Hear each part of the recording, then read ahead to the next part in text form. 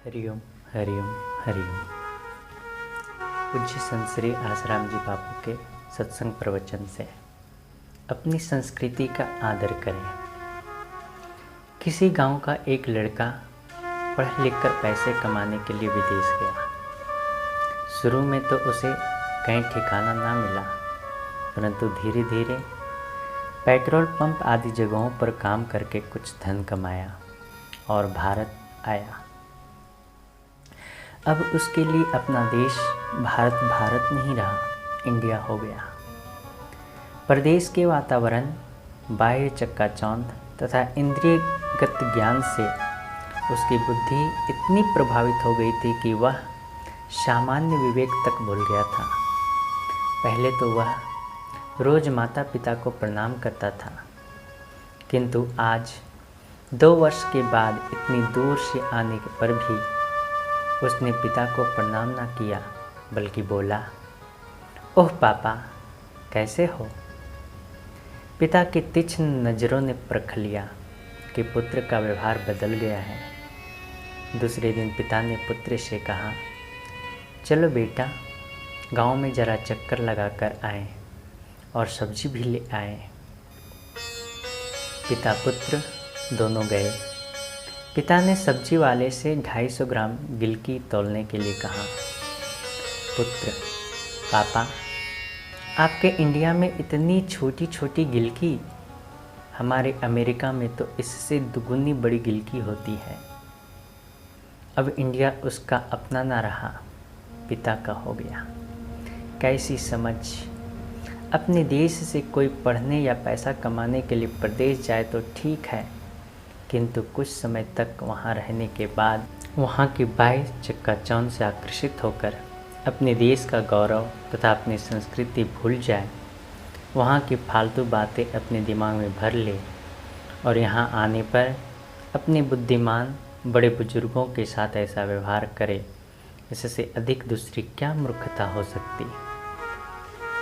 पिता कुछ ना बोले, थोड़ा आगे गए।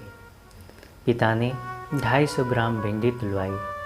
तब पुत्र बोला, व्हाट इज़ दिस पापा, इतनी छोटी भिंडी, हमारे अमेरिका में तो बहुत बड़ी बड़ी भिंडी होती है।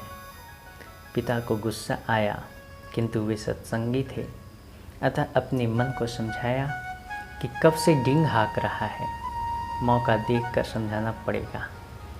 प्रकट में बोले, पुत्र, वहाँ सब ऐसा खाते होंगे तो उनका शरीर भी ऐसा ही भारी भरकम होगा और उनकी बुद्धि भी मोटी होगी।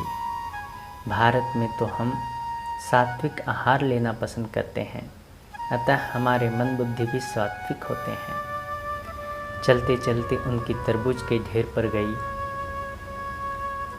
पुत्र ने कहा, पापा, हम वाटरमेलन तरबूज लेंगे।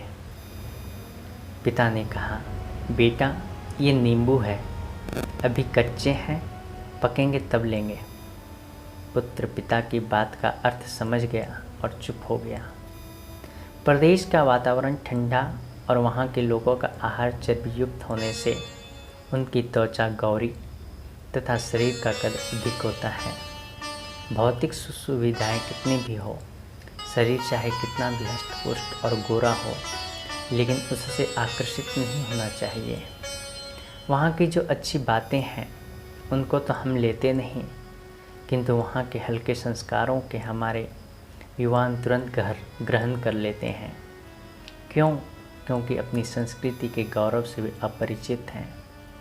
हमारे ऋषियों मुनियों द्वारा प्रदत्त ज्ञान की महिमा को उन्होंने अब तक जाना नहीं है। राम तत्व के, कृष्ण तत्व के, चैतन्य तत्व के ज्ञान से वे अनभिज्ञ हैं। वाइन पीने वाले, अंडे मांस मछली खाने वाले प्रदेश के लेखकों की पुस्तकें खूब रुपये खर्च करके भारत के युवान पढ़ते हैं, किंतु अपने ऋषि मुनियों ने वलकल पहनकर, कंदमूल, फल और पत्ते खाकर, पानी और हवा पर रहकर तपस्या साधना की, योग की सिद्धियां पाई, आत्मा परमात्मा का ज्ञान पाया और इसी जीवन में जीवनदाता से मुलाकात हो सके ऐसी युक्तियां बताने वाले शास्त्र रचे। उन शास्त्रों को पढ़ने का समय ही आज के युवाओं के पास नहीं है। उपन्यास, अखबार और अन्य पत्र पत्रिकाएं पढ़ने को समय मिलता है। मन मस्तिष्क को विकृत करने वाले तथा व्यसन, फैशन और विकार उभारने वाले चलचित्र व चैनल देखने को समय मिलता है।